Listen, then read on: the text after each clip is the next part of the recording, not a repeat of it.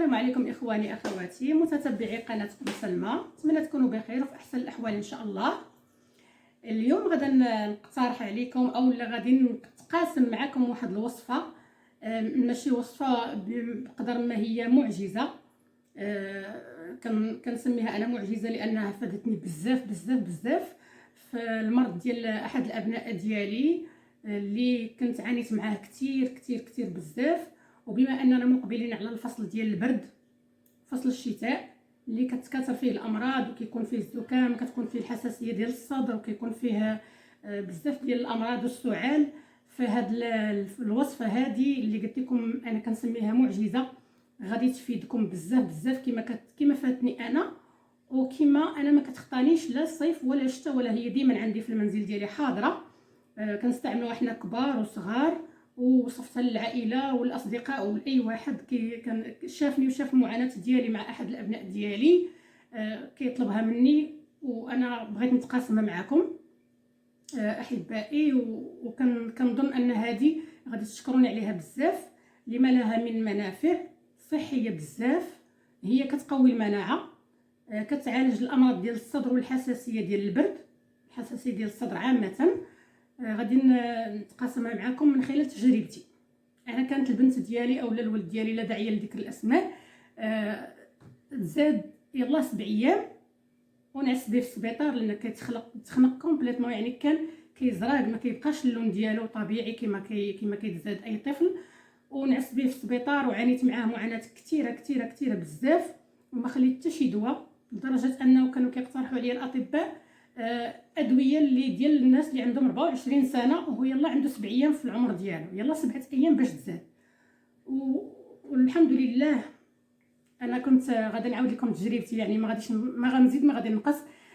كنت مسافره بهذاك الوليد ديالي وجيت من السفر جايه في الطريق تلاقيت واحد السيده صحراويه الله يرحمها ولا الله يذكرها بخير، الا كانت هي كانت ديك الساعات مرا كبيره شويه في العمر، وعطاتني هاد الوصفه. شافت الولد ديالي كيسعل بواحد الطريقه وكيتخنق ليا وكنت غير بوحدي، بقيت فيها ولدرجه انها بكات وقالت لي لالا غنعطيك واحد الوصفه والا ما درتيهاش لهاد الوليد ديالك راه ما غادا تندمي.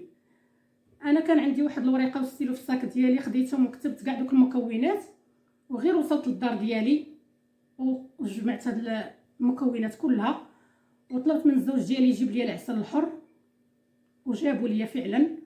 ويستحسن يكون العسل الحر ديال الزعتر ولا الزعتره، يكون حر، يعني حر بما في الكلمه من معنى. وانا فاش درت هاد المكونات لبنتي جمعتهم كما قالت لي السيده ودرتهم ليها، راه ما نقولش لكم 40 يوم، معلقه في الصباح ومعلقه في العشيه، واخا هي صغيره وكنت كنعطيهم ليها معلقه صغيره هكا، كنبقى كندوبهم لها بشويه بشويه بشويه حتى كتاكل. والحمد لله في 40 يوم عطات النتيجه، لدرجه انني مشيت لعند الطبيب قال لي شنو درتي، يعني بما في الكلمه من معنى هذه معجزه معجزه. ونتمنى ان شاء الله انكم تجربوها حتى لو ما كنتوش مرض، في هذا الموسم ديال البرد راه كتفيد بزاف. والمكونات ديالها انا غادي نذكرها معكم. عندنا هنايا الزريعه ديال البصله الحمراء، الزريعه ديال البصله الحمراء،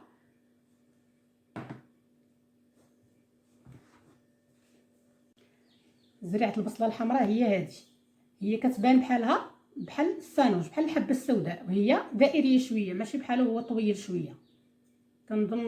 كنتمنى تكون واضحه عندكم الصوره.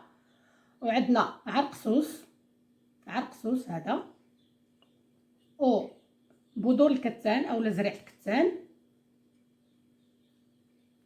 السانوج الحبه السوداء حتى هي، والباديانه هذه اولا النجمه، كل واحد كيفاش تيسميها. وهنا عندنا النافع البلدي اي الشمر باللغه الفصحى، الشمر هو هذا. هاد المكونات كلها انا غادي نعطيكم المقياس ديالها. انا طحنتهم هنا نصف كاس من البذور ديال البصله الحمراء، كنطحنوها مزيان حتى كتولي على شكل بودره بهذا الشكل هذا. هنا بذور الكتان كنطحنوها بلا ما كنحمروها باش ما كتبقاش ديك الزيوت ديالها، كنطحنوها بلا تحمار. ها هي هنا عندنا كاس ونصف، الكميه كتكون اكثر من بزريعه البصله. هنا كاس ونصف من حبوب الكتان اولا بذور الكتان. هنا عندنا نصف كاس من السانوج اللي هو الحبه السوداء، نصف كاس من السانوج حتى هو مطحون ما كنسخنوش. هاد المكونات كلها ما كنسخنوهاش كتطحن بحال هكاك. هنا عندنا الشمر اولا النافع البلدي حتى هو كنطحنوه. عندنا هنايا كاس، انا دايره نصف الكميه لحقاش انا عندي ديجا مصايباهم هنا غير باش نصور معاكم درت هادشي. وهنا عندنا النجمه اولا الباديانه، ضروري كنسخنوها واحد شويه غير واحد شويه وكنخليوها حتى كتبرد في شي مقلاس بحال هكا على النار، وكنخليوها حتى كتبرد عاد كنطحنوها على هذا الشكل هذا. نصف كاس حتى هي. هنا عندنا عرقسوس هذا عرقسوس كيتباع مطحون حيت هو شويه صعيب باش نطحنوه في المنزل، صعيب بزاف ما يمكنش نطحنوه الا بغيتو تشريو بحال هكا وتقتنيوه من عند البائع ديال هاد الاعشاب بحال هكا وتديو طحنوه عند اللي يطحن العطريه، ولكن تتجي فيه الريحه ديال السكينجبير وديال ديجا كيكون هو طاحن العطريه كتجي فيه الريحه. حنا بغيناه ما تكون فيه حتى شي رائحه، لهذا هو كيتباع جاهز بحال هكا على هذا الشكل هذا. هنا عندنا كاس، العبار دائما كاس ديال العنبه. هاد المكونات كلها كنخلطوها كلها مع العسل كيكون حر، عسل حر كنسخنوه واحد شويه باش يطلق عندنا انا غادي نخدم معكم دابا غتشوفوا كلشي على عينيكم. كناخذوا واحد القرعه اللي كتكون معقمه ومغسوله مزيان ومعقمه، كنديروا فيها العسل ديالنا. حنا هاد الاعشاب كلها غادي نخلطوها مع بعضها كلها بهاد القياسات اللي عطيتكم، غادي تخلط كلها مع بعضها، وغادي ناخذوا منها القياس اللي بغينا، يعني القياس اللي حنا محتاجينه كنديروه. فاش يتسالى الكميه كنعاودوا نديروا قياس واحد اخر. هنا غنديروا مثلا درنا قياس ديال معلقه 2 معالق ديال السانوج. هنا حيت عندنا نصف كاس كنديروا 2 معالق. الكميه اللي كتكون غالبه هي الكميه ديال زريعه الكتان، اما الشيء الاخر ممكن تضاعفوا الكميه، ممكن تزيدوا، ممكن تنقصوا، ما كاينش مشكل. زريعه الكتان هي اللي كتكون غالبه شويه. وهاد البذور راه المنافع ديالها كثيره بزاف، انا كنت كنبحث وكندخل كنسول عليهم بزاف. البذور كلهم هادو مفيدين لحساسيه الصدر وتيقويو المناعه ومزيانين للجهاز الهضمي للامساك، يعني حبوب زوينين بزاف غادي ينفعوا بزاف ديال الحوايج ماشي غير الحساسيه ديال الصدر. غادي نخلط هنايا شويه، عاد غادي نضيف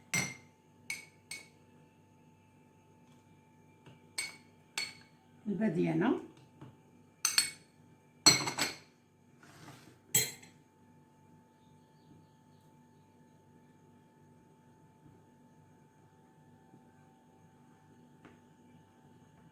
كنبقاو كنخلطو حتى كتندمج عندنا هاد العناصر كلها كتشوفوا معايا. غادي نضيف عرقسوس، انا تقريبا درت غير الربع ديال الكميه اللي قلت لكم، الربع ديالها ماشي حتى كلها، ماشي النصف، الربع ديال الكميه. ممكن هاد الاعشاب كلها تطحنوها بهذا القياس اللي عطيتكم، تخلطوها كامله وديروها في شي قرعه ديال الزاج، تبقاو كتاخذوا غير القياس اللي بغيتو على قد العسل اللي عندكم. فاش تسالي الكميه عاوتاني ممكن تضاعفوها وتزيدوا مره اخرى.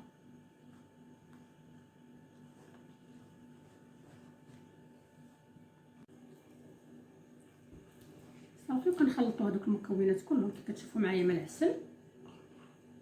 كنغطيو القرعه ديالنا وكنخليوها، يعني كنبقاو كناخذوا ملعقه صغيره بحال هكا، ما تيضر ما حتى شي حاجه. صدقوني راه غادي تجربوا هذه الوصفه وغادي تدعيو معايا، انا متاكده، خصوصا حنا مقبلين على الفصل ديال الشتاء والبرد. كما قلت لكم معلقه هكا صغيره مع الصباح على الريق، واحد نص ساعه عاد بنادم يفطر ياك. وعاوتاني بالليل ملي يبغي ينعس اي واحد، يا طفل يا طفله يا بنادم كبير هكا، اي واحد اي واحد واخا يكون صحيح ياخذ هاد المكونات هذه، راه ما غاداش تضرو مع القهوه الثاني قبل النوم. صافي. و الا كان بنادم مريض 40 يوم غادا تبان النتيجه، غادي تبع 40 يوم حساسيه ما كتبقاش لا ديال الصدر ديال البرد. احنا راه كانت الباب ما كنقدروش نحلو، الا كان السرجم محلول ما كنحلوش الباب، والله كنحلف لكم صادقه ما كنحلوش الباب. وديما الولد ديالي كنلبسو حتى مثل البحر ما تيعومش والو حتى شي حاجه. فاش تبعتي هاد الاعشاب هذه الحمد لله، كنتمنى الشفاء لاي واحد. من خلال تجربتي انايا المريره اللي دوزت، راه كنتمنى الشفاء لاي واحد مر من هاد التجربه هذه ديال الحساسيه ديال الصدر ديال البرد. يعني الحساسيه ديال البرد ماشي شي حساسيه اخرى ديال الغبار ولا ديال شي حاجه، الحساسيه ديال البرد اللي كنهضر عليها انا. راه هاد الاعشاب نافعه نافعه نافعه لواحد الدرجه، لانني سميتها كما قلت لكم الاعشاب المعجزه. هما 6 ديال الاعشاب، والسابع هو العسل الحر. يعني العسل الحر هو السابع، يعني 6 الاعشاب والعسل هو السابع. غادي تجربوهم وغادي تدعيو معايا ان شاء الله، وكنتمنى الشفاء لجميع المرضى. وكنتمنى ان شاء الله تجربوا هذه الوصفه لوليداتكم ولا شي حد في الافراد العائله ديالكم اللي كيعاني من هذه المشكله. انا الاصدقاء ديالنا ولا الاحباب ولا اللي عانوا معايا في المرض ديال الابن ديالي، كلهم شافوني، وكل مره تيجي مرض شي حد في العائله ديالهم تيجي تيدقوا عليا تيقول لي عطينا هذيك الوصفه الله يجازيك بخير، واللي عطيتها لي تيدعي معايا. وانا كنعطيها يا اما عبر الهاتف يا اما كنكتبها في ورقه. وبزاف ديال الاشخاص وبزاف ديال الاصدقاء والعائله اللي طلبوا مني انني نصور لهم فيديو، وانا لبيت هذا الطلب. وكنتمنى ان شاء الله يكونوا في الاستماع ويكونوا يتبعوا معايا هذا الفيديو ويحضروا هاد الوصفه للعائله ديالهم والابناء ديالهم والافراد اللي عندهم شي حد مريض في العائله. نتمنى ان شاء الله الشفاء للجميع، وكنتمنى تنال الرضا ديالكم هذه الوصفه ان شاء الله، وتدعيوا معايا بالخير كما انا كندعي مع السيده اللي وراتها ليا بالخير، سواء انا ما كنعرفهاش. وكنتمنى لها ان شاء الله الا كانت باقا حيه كنتمنى لها ان شاء الله طول العمر، والا توفات انا كنتمنى لها الرحمه ديال الله والمغفره ان شاء الله، لانها نفعتني بزاف بزاف بزاف بزاف. نتمنى ان شاء الله تجربوا هذه الوصفه لوليداتكم والعائله ديالكم. كنتمنى الشفاء للجميع ان شاء الله، والى فيديو قادم ان شاء الله ووصفه جديده.